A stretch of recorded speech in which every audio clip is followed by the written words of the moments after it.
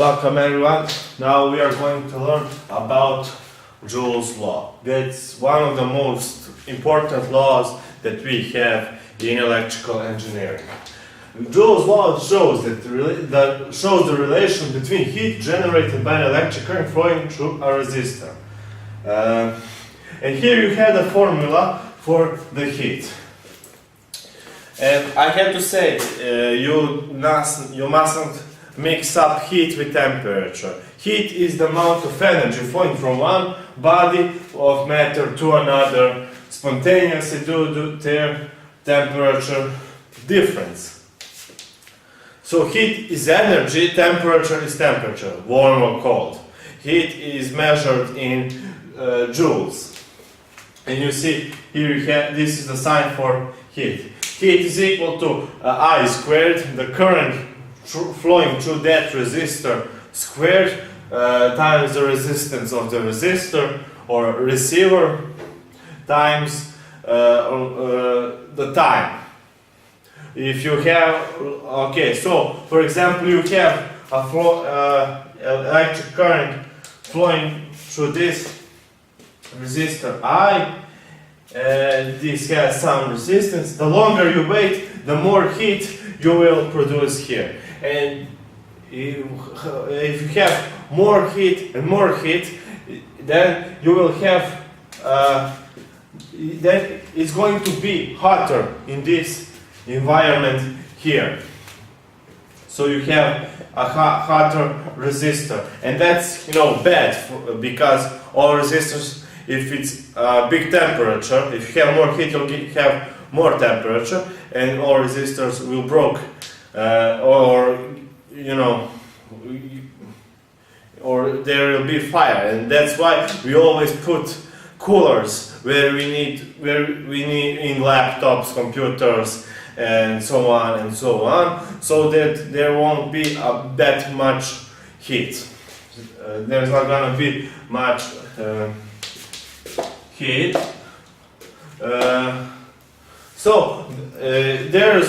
We always say there are losses in energies because the current flowing through a resistor is gonna produce heat, and some of the energy is gonna go in the air, in the environment. So by conservation of law, you don't lose energy, but we lose electrical energy, we lose our energy that we need to do work or something like that. So let's do some examples, and you'll get. Okay, so I'm now gonna remove all this. You can write it down. We're gonna do two or three more examples. So you are gonna learn what is heat. Heat is a lecture in thermodynamics, not in electrical engineering. But you have to know how can you produce heat.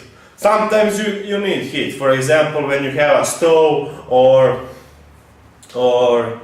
I don't know, heater, and you need heat. But later on throughout this video, I'm gonna show you why do we need those losses in energies. Why do we need heat? For example, stove. Okay, so through a conductor, there is a flow of electrical current.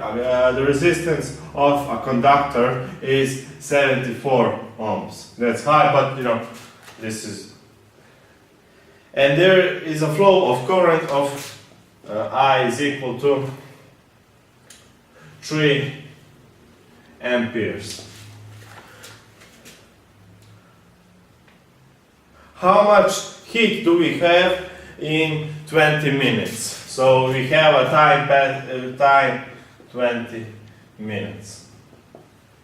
Okay, so what is the heat? Okay, formula for the heat is Q is equal to I squared times the resistance of a conductor times the time. So we now have 3 squared, that's going to be 9, times 74 times, we need to transform minutes into seconds. 20 minutes, because the basic unit for time is seconds. So 20 minutes is 20 times 60, and that's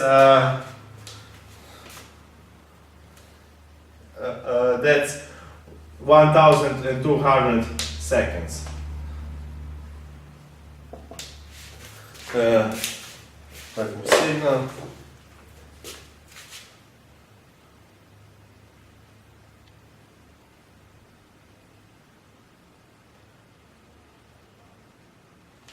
No, it doesn't. Yeah, let me just take a calculator.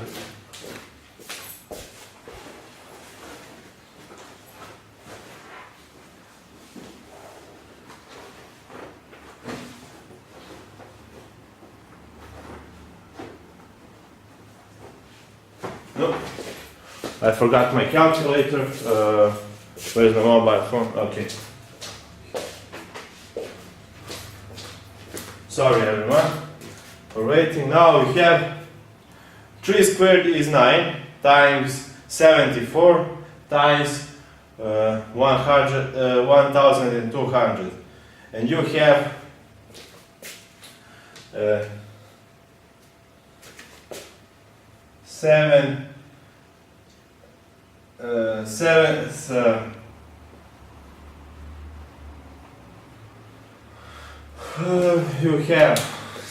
you get that the heat is equal closely to 800,000 joules. So 799,200 joules. So that's a lot of energy, and you have to be careful. So you get that amount of energy. Okay, through a resistor of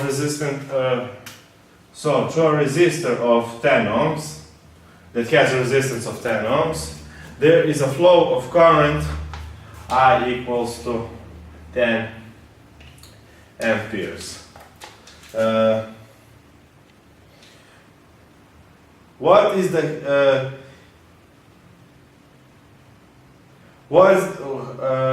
we need to calculate the heat for 1 hour. Okay, in 1 hour you have 3,600 seconds. So the heat is equal to I squared times the resistance times the time. Now you have 10 squared times 10 times 360 seconds. Let me just take my mobile phone again. Now you will have 10 times 10 times 10. You get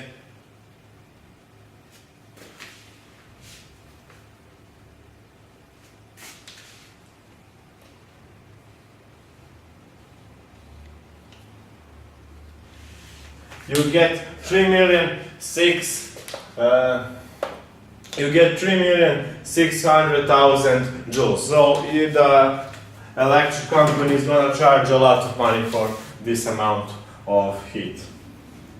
Okay, so we learned how to calculate heat. Now I'm going to show you why sometimes we need heat.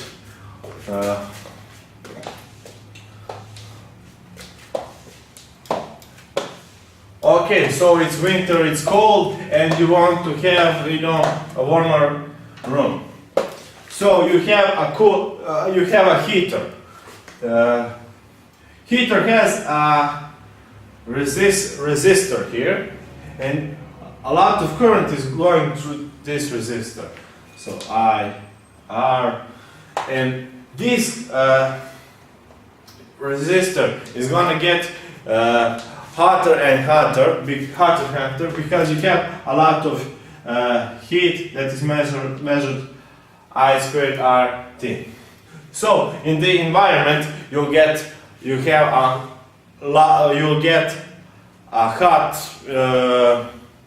air. So now you put here a fan, something like this, and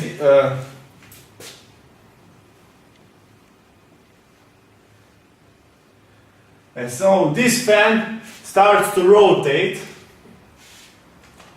and it starts to rotate. So the hot air here is gonna flow through your room, and then you are going to have a hotter room. The same principle of a stove. In the stove you have here a metal. Okay, this is a stove, and here you have a resistor. You put the current is going through this resistor, and the same formula. You'll get a hotter metal of here on the stove, and this metal is going to get hotter and hotter by time. So that's why you must be careful when you finish with the stove. You must shut it down, so that there won't be no heat. And that's sometimes dangerous if you put the stove on to go on. And of course, your electric bills are gonna get much higher. And one more thing, we have utilization factor. Let's do one example of utilization factor. Is this is the utilization factor. This is the Greek. This is a Greek letter called eta, and its formula is the power to the given. That's the power we got, and this is the power divided by power we invested, and this is measured in percentage. For example,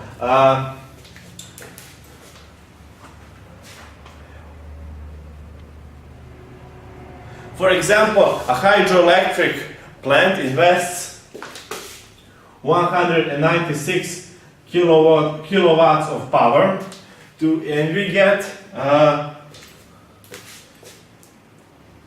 an electrical power of 140 kilowatts.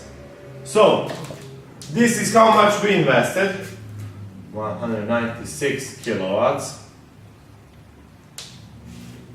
And this is how much we got of electrical energy, 140 kilowatts. These two cancel each other out, and you will get 140 divided by 196 is 0.713. Okay, in percentage this is 71.30%. So we have utilization factor. That's a parameter where we calculate how much energy did we get from this energy that we invested. So we got 71.3% of the power that we invested. So we lost 28.7% of power we lost 28.7% of power. So this is the utilization factor. It's measured in percentage, and that's that for Jules Law. I hope I helped you to explain what actually is Jules Law and how do we calculate heat with electrical currents. Thank you for watching, and see you in my next lecture.